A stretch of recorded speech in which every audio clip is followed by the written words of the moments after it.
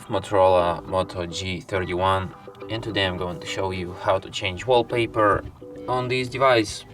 So firstly, let's open settings. Then go to the display section, advanced wallpaper.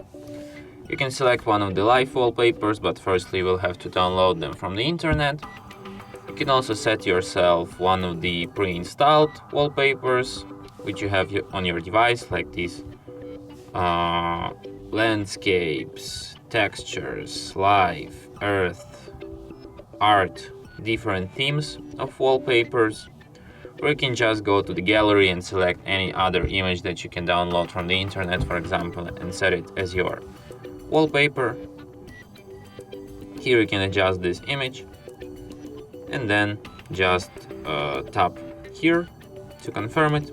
Select if you want to set it on home screen, on lock screen, or on both screens. And wallpaper changes. And that's it. Thanks for watching. If you find this tutorial useful, don't forget to hit that like button and subscribe to our channel.